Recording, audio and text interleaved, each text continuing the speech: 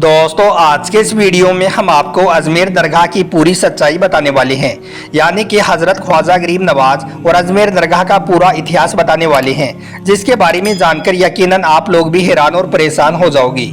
इसलिए आज का यह वीडियो आप सभी के लिए बहुत खास है। आप हिंदू हो या मुसलमान, आप इस वीडियो को आखिर तक जरूर देखें। और अगर आपको हजरत ख्वाजा गरीब नवाज से सच्ची मोहब्बत है तो सबसे पहले आप इस वीडियो को दिल से एक लाइक कर दें और कमेंट बॉक्स में या ख्वाजा लिखकर शेयर भी कर दें, ताकि और भी लोगों के पास में यह वीडियो पहुंच जाए। तो चलिए दोस्तों शुरू करते हैं। यह उस वक्त की बात है जब अजमेर में पृथ्वीराज चौहान का राज था। उस वक्त अजमेर में एक बहुत बड़ा और आलीशान मंदिर हुआ करता था। वो मंदिर सिर्फ राजा महाराजाओं और रानियों की पूजा पाठ के लिए ही खास हुआ करता था।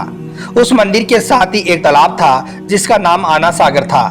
हिंदू लोग उसके पानी को इंतहाई शुभ और पवित्र मानते थे। उनका ये अकीदा था कि जो कोई इस तालाब के पानी में सिर्फ एक बार नहा लेता है तो उसके पिछले सारे पाप यानी कि सारे गुनाह मिट जाते हैं, वो खत्म हो जाते हैं। वो मंदिर इतना ज्यादा बड़ा था कि उसमें हर रोज लाखों चिराग एक साथ जलाए जाते थे। मंदिर में हजारों नौकर थे जिनका काम मंदिर में आने वाले लोगों की रहनुमाई करना था, यानी कि वो बताया करते थे कि कौन सा देवता बेटा अता करता है, कौन से देवता को पूजने से धन दौलत मिलती है और कौन सा देवता सेहत और तंदुरुस्ती अता करता है।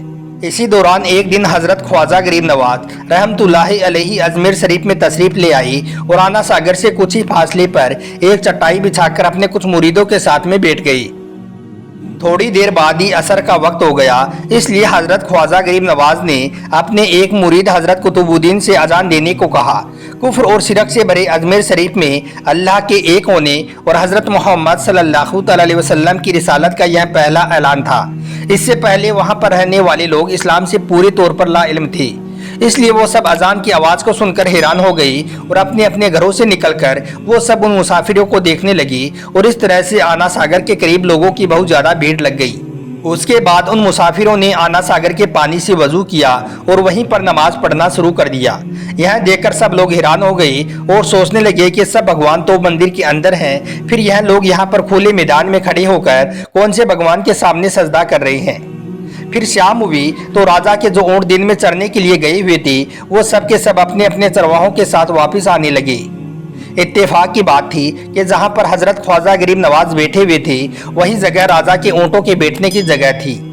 यह देखकर चरवाहों ने हजरत ख्वाजा गरीब नवाज से कहा, ओ बाबा साहब, यहाँ से आप उठ जाएं, क्योंकि यह जगह राजा के ऊंटों के बैठने की जगह है।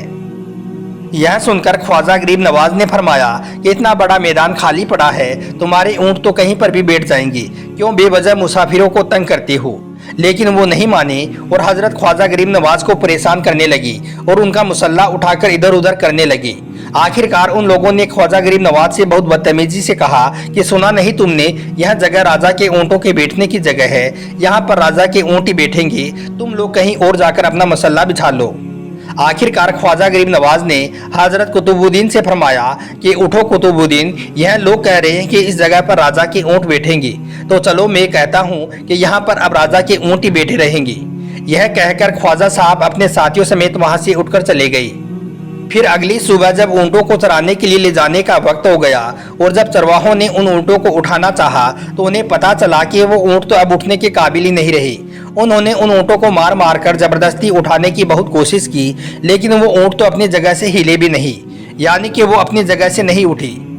यह देखकर चरवाहा परेशान हो गए कि जो ऊंट हर रोज उनके एक इशारे पर उठ जाया करते थे वो आज क्यों नहीं उठ रहे हैं। आखिरकार उनको याद आया कि कल एक मुसाफिर फकीर ने उनसे कहा था कि इस जगह पर अब सिर्फ राजा के ऊंट ही बैठेंगे। जब वो ऊंट अपनी जगह से नहीं उठे तो यह देखकर वहां पर धीरे धीरे लोग इकट्ठा होने लगे। कोई कह रहा था कि वो फकीर कोई बहुत बड़ा जादूगर है, तो कोई कह रहा था कि वो फकीर भगवान का कोई नया अवतार है। आखिरकार यह बात राजा पृथ्वीराज चौहान तक जा पहुंची कि एक मुसाफिर ने उनके ऊंटों पर जादू कर दिया है। यह सुनकर राजा ने ख्वाजा गरीब नवाज के पास एक पैगाम भेजा कि तुम कैसे फकीर हो जो बेजुबानों को बांध दिया है, ये बेचारे भूख और प्यास से मर जाएंगे, इसलिए मेहरबानी करके अपना जादू वापस ले लो। यह पैगाम पाकर हजरत ख्वाजा गरीब नवाज ने फरमाया कि हम मुसलमान हैं और हम किसी के लिए कभी भी कोई बद्दुआ नहीं करते हैं और ना ही कभी किसी पर कोई जादू करते हैं। ये लोगों जाओ, जिसके हुक्म से तुम्हारे ऊंट बैठे थे उसी के हुक्म से वापस खड़े हो जाएंगे। यह सुनकर चरवाहों ने ऊंटों को उठाया तो पहली बार में ही वो सारे के सारे ऊंट खड़े हो गए। ख्वाजा गरीब नवाज का यह करिश्मा देखकर अब गैर मुस्लिमों की दिलचस्पी भी इन मुसाफिरों में होने लगी थी। अब वहां पर हर रोज 5 वक्त की अजान होती और नमाज अदा की जाती।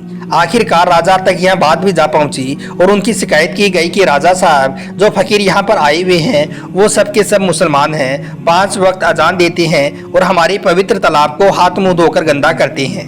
और यही नहीं, वो लोग हमारे धर्म के खिलाफ भी बात करते हैं। वो कहते हैं कि यह मूर्तियां पूजने के काबिल नहीं है, यह तो महज एक पत्थर है, इसलिए इनको यहाँ से उठाकर फेंक दिया जाए। यह सुनकर राजा पृथ्वीराज चौहान ने उन फकीरों को पैगाम भिजवाया कि तुम लोग गोश्त खाते हो और हमारे धर्म के खिलाफ बात करते हो, और यही नहीं, तुम लोग हमारे पवित्र तालाब आना सागर को भी अपने हाथ मुंह धोकर गंदा करते हो, जिसको हम कतई बर्दाश्त नहीं कर सकते हैं। इसलिए अब तुम्हारे लिए यही बेहतर होगा कि तुम लोग यहाँ से वापस चले जाओ। यह पैगाम पाकर हजरत ख्वाजा गरीब नवाज ने फरमाया कि और भी सारी दुनिया यहाँ पर आती है और तालाब का पानी इस्तेमाल करती है, सिर्फ हमारे ही यहाँ रहने से क्या फर्क पड़ जाएगा। तो यह सुनकर राजा कहने लगा, वो सब तो हमारे धर्म और मजहब के लोग होते हैं और तुम लोग तो दूसरे धर्म के हो। आइंदा अगर आपने हमारे तालाब को गंदा किया तो हम आपके साथ में सख्ती के साथ पेश आएंगे। राजा की यह बात सुनकर हजरत ख्वाजा गरीब नवाज ने अपने मुरीद हजरत कुतुबुद्दीन से फरमाया, ए कुतुबुद्दीन, शायद अगली बार हमारे पानी लेने पर राजा कोई फसाद खड़ा करेगा, इसलिए जाओ और तालाब से एक कासा यानी कि एक प्याला भर लाओ। यह सुनकर हजरत कुतुबुद्दीन प्याला लेकर तालाब पर पहुंचे और वो प्याला भरने लगे, लेकिन राजा के लोगों ने उन्हें वो प्याला भरने से इनकार कर दिया। लेकिन बाद में वो लोग सिर्फ इस शर्त पर मान गए कि तुम्हारे जिस्म का कोई भी अंग पानी को न छूने पाए, तभी हम तुमको यह प्याला पानी से भरने देंगे। उसके बाद हजरत कुतुबुद्दीन तालाब की सीढ़ियों पर बैठ गई और अपने प्याले को पानी के अंदर डबो दिया।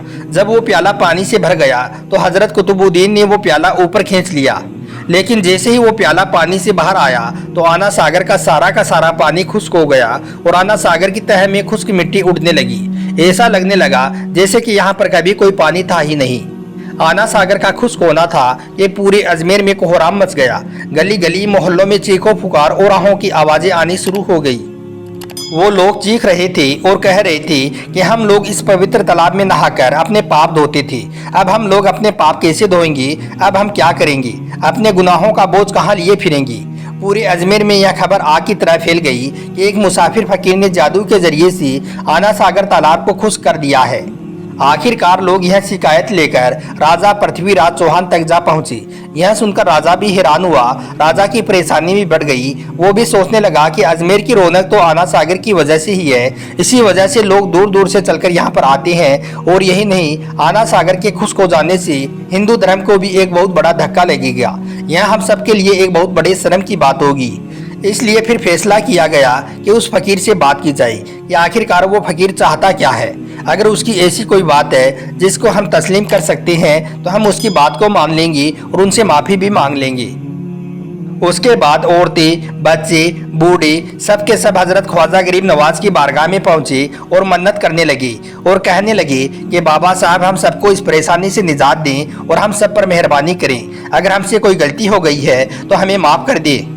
अब से आप तालाब में वजू भी कर लिया करें, लेकिन भगवान के वास्ते आप हमारे आना सागर को हमें वापस लौटा दें। यह सुनकर हजरत ख्वाजा गरीब नवाज ने अपने मुरीद हजरत कुतुबुद्दीन से फरमाया, ए कुतुबुद्दीन, जाओ और वो पानी का प्याला तालाब में वापस डालाओ। उसके बाद जैसे ही वो प्याला तालाब में डाला गया तो आना सागर का सारा पानी उछाल मार मार कर वापस तालाब में आ गया। मगर साथ ही इस पानी ने वहां पर मौजूद कई लोगों के दिलों को धो डाला। हिंदू धर्म की खुद अपनी तारीखी किताबों में लिखा है कि उस शाम 32,000 लोगों ने एक साथ कलमा पढ़ा और वो सारे के सारे मुसलमान बन गए थे। और यही नहीं, उसके बाद हजरत ख्वाजा गरीब नवाज का जादू हिंदुस्तान में ऐसा चला कि लाखों की तादाद में लोग मुसलमान बनने लगे। राज ने यह देखा कि यहाँ पर लोग अपना धर्म छोड़कर इस्लाम कबूल करने लगे हैं, तो यह देखकर राजा पृथ्वीराज चौहान को बहुत तकलीफ होने लगी। इसलिए उसने अपने यहाँ के सबसे खतरनाक और खौफनाक जादूगर अजय पाल जोगी को हजरत ख्वाजा गरीब नवाज के मुकाबले के लिए तैयार किया। अजय पाल जोगी अपने कुछ चेलो चपाटों की जमात लेकर ख्वाजा साहब के पास पहुँच गया। उस वक्त आप रहमतुल्लाहि अलैहि के साथ में आपके बहुत सारे मुरीद भी मौजूद थे। इसलिए आपने जादूगर अजय पाल जोगी को देखते ही अपने मुरीदों के चारों ओर एक घेरा बना दिया, यानी कि एक सर्किल बना दिया। और फिर आपने हुक्म फरमाया कि कोई भी मुसलमान इस घेरे से यानी कि इस सर्किल से बाहर ना निकलना। इधर जादूगरों ने अपने जादू के जोर से उन पर पानी, आग और पत्थर बरसाने शुरू कर दिए, मगर उनके यह सारे वार उस घेरे के पास में आकर बेकार हो जाते। जब उनका यह जादू काम नहीं किया तो फिर उन्होंने ऐसा जादू किया कि हजारों सांपों को पहाड़ से उतारकर हजरत ख्वाजा गरीब नवाज और आपके मुरीदों की ओर लपकाने लगे, मगर वो सांप भी जैसे उस घेरे के करीब आते तो वो वहीं पर आकर मर जाते। जब जादूगर अजय पाल जोगी के सारे चेले चपाटे नाकाम हो गए तो फिर वो खुद अपने जादू के जरिए से तरह तरह की सोबतें दिखाने लगा, मगर वो सब भी उस घेरे के पास में जाते ही गायब हो जाती। जब उसका कोई भी जादू ना चला तो फिर वो तिलमिला उठा। इसलिए फिर जादूगर अजय पाल जोगी ने एक बहुत बड़ा पत्थर पहाड़ से आपकी तरफ लुढ़का दिया, मगर वो पत्थर भी उस घेरे के पास में आकर रुक गया। इस तरह से फिर उसका कोई भी जादू असर नहीं किया तो वो पूरी तरह से बिफर गया और गुस्से से पेचो ताप खाते हुए अपना मिरग जला दिया, यानी कि हिरनी का चमड़ा उसने हवा में उछाल दिया और फिर कूद कर उस पर जा बैठा और उड़ता हुआ एकदम से बुलंद हो गया। यह देखकर वो सारे मुसलमान घबरा गए कि अब ना जाने ऊपर से हमारे ऊपर क्या आफत आएगी, मगर इस पर भी हजरत ख्वाजा गरीब नवाज मुस्कुरा रहे थे। आपने फिर फौरन ही अपने नालेन मुबारक को यानी कि अपने जूतों को इशारा किया। हुक्म पाते ही फिर वो बड़ी तेजी के साथ में उड़ते हुए जादूगर अजय पाल जोगी की तरफ रवाना हो गए और देखते देखते वो उससे ऊपर पहुंच गए और उसके सर पर तड़ातड़ मारने लगे। इससे वो जादूगर नीचे की ओर गिरने लगा, यहाँ तक कि फिर वो अजीजी होकर नीचे उतरा और जाकर सीधा ख्वाजा साहब के कदमों में गिर पड़ा और वहीं पर उसने कलमा पढ़ा और वो मुसलमान हो गया। उसके बाद हजरत ख्वाजा गरीब नवाज ने उस जादूगर का इस्लामी नाम अब्दुल्ला रखा।